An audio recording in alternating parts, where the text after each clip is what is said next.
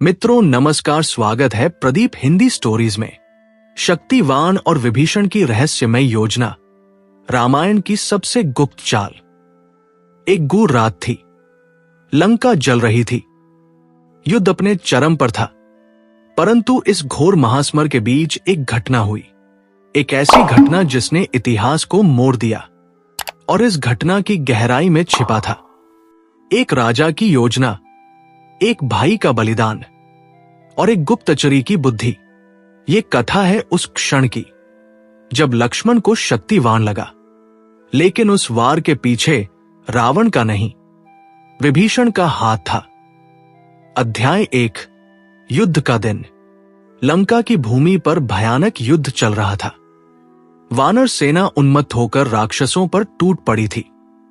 श्रीराम का नेतृत्व था तेजस्वी और लक्ष्मण उनके दाहिने हाथ बन चुके थे।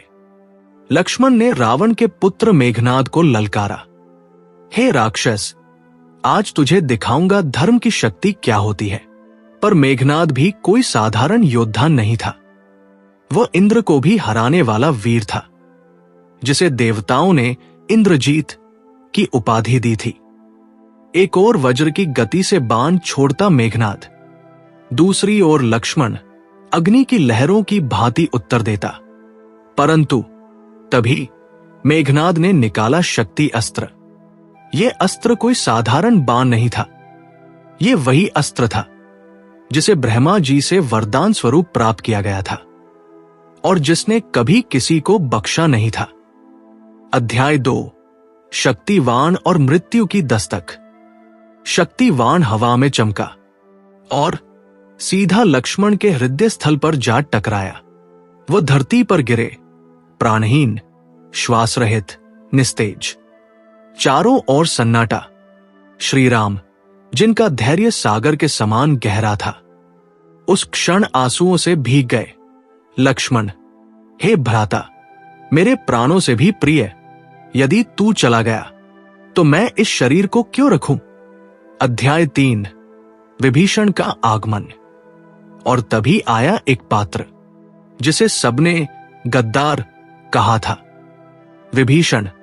विभीषण ने युद्ध भूमि का निरीक्षण किया, लक्ष्मण को देखा और श्रीराम से कहा, हे नाथ, समय बहुत कम है। यह शक्तिवान इंद्रजीत का दिव्य अस्त्र है।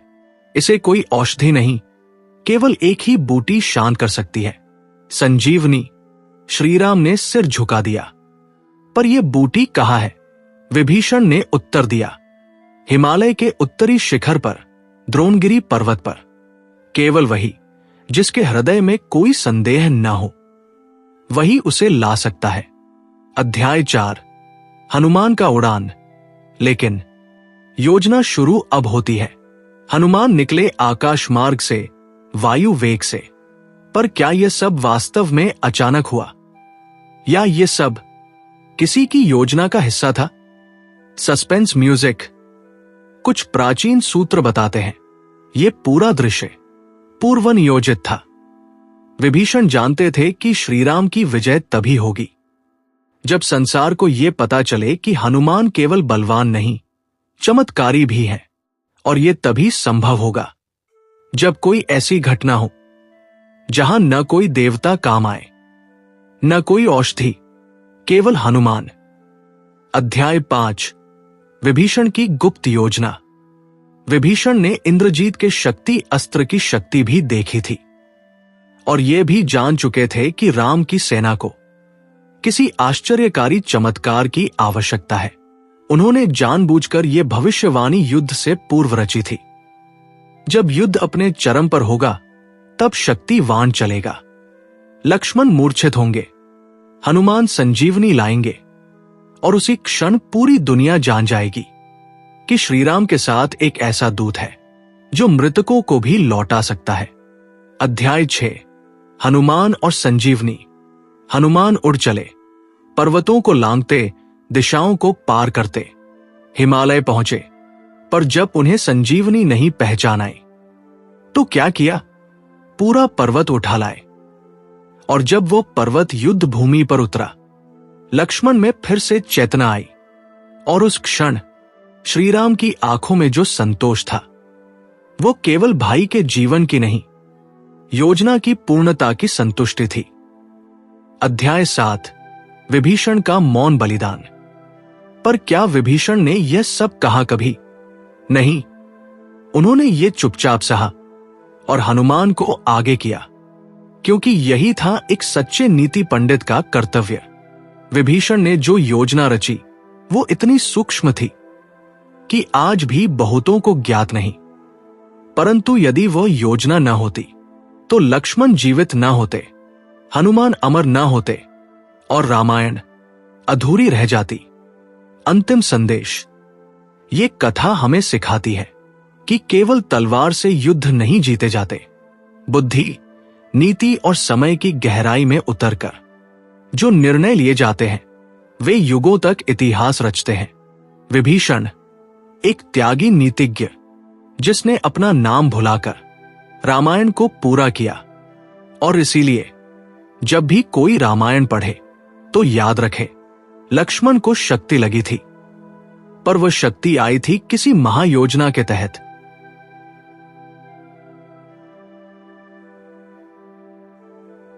अध्याय 8, हनुमान की हिमालय यात्रा का रहस्य। जैसे ही हनुमान उड़ान भरते हैं, वानर सेना उन्हें देखती है, पर कई योद्धाओं को आशंका होती है, क्या वह समय पर लौट पाएंगे? क्या संजीवनी बूटी सच में है या केवल आख्यान है? विभीषण शांत रहते हैं, क्योंकि उन्हें भरोसा है हनुमान का संकल्प किसी अस्त्र से नहीं हारा। लेकिन हनुमान की यात्रा आसान नहीं थी। 1, कालरात्रि का आक्रमण। जैसे ही हनुमान हिमालय की ओर बढ़ते हैं, एक गाढ़ा अंधकार उन्हें रोकता है। ये कालरात्रि थी, रावण की भेजी हुई मायावी शक्ति, जो किसी को भी दिशा भुला देती है। लेकिन हनुमान ने राम नाम का जाप करते हुए उस अंधकार को चीर डाला। यह दृश्य देवताओं के लिए भी अद्भुत था। 2, राक्षस सहार। आगे बढ़ते समय हनुमान का सामना होता है कालकूट नामक राक्षस से, जो पहाड़ों के बीच छिपा बैठा था। उसका कार्य था बूटी लाने वाले को रास्ते में ही मार देना। वह बाणों से हनुमान पर वार करता है, पर हनुमान की छाती वज्र से भी कठोर थी। उन्होंने एक ही प्रहार में उस राक्षस को समाप्त कर दिया और आकाश मार्ग को मुक्त किया। 3, संजीवनी बूटी का रहस्य। जब हनुमान द्रोणगिरी पर्वत पर पहुंचे तो उन्हें चारों ओर हजारों औषधियां दिखी, सब चमकती, सब सुंदर, सब सुगंधित। पर कौन सी संजीवनी है? इसी क्षण एक दिव्य स्वप्न हनुमान को दिखाई देता है। भगवान शिव का एक रूप प्रकट होता है और कहते हैं, पर्वत को उठाओ, क्योंकि जिस कार्य में संदेह हो वहां शंका की नहीं, संकल्प की आवश्यकता होती है। तब हनुमान ने संपूर्ण पर्वत को उठाया और लौट पड़े युद्ध भूमि की ओर। अध्याय 9, हनुमान का लौटना और समय की रेखा। उधर युद्ध भूमि में वानर, ऋषि, देवगण सभी थरथरा रहे थे। श्रीराम अब निःशब्द हो चुके थे।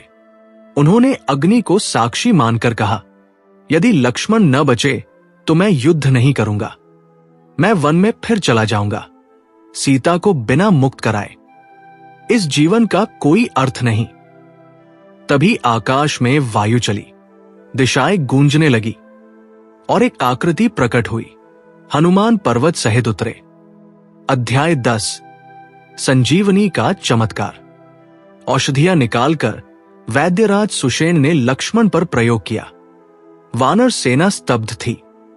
सभी ने आंखें मूंद ली और फिर एक लंबा श्वास लक्ष्मण के फेफड़ों से निकला। उनकी आंखें खुली और पहली वाणी जो निकली, भैया राम कहाँ है? श्रीराम ने लक्ष्मण को गले से लगा लिया। वो कोई साधारण आलिंगन नहीं था, वो था धर्म और प्रेम की जीत का प्रमाण। अध्याय 11, श्रीराम का अंतिम प्रण और विभीषण की पहचान।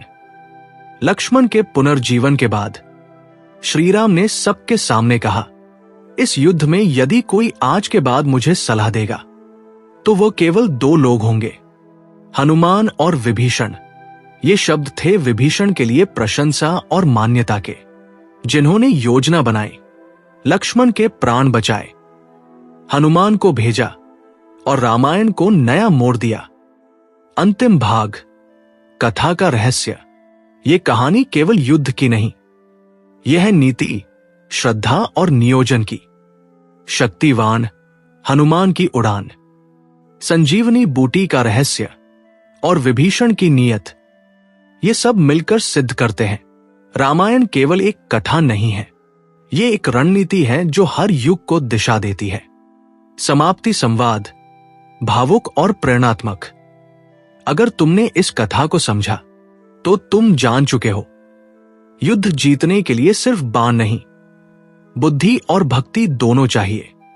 और कभी कभी जो दिखता है वही सत्य नहीं होता। कभी कभी शक्तिवान भी विजय की शुरुआत होता है। जय श्री राम, जय हनुमान, जय विभीषण की नीति।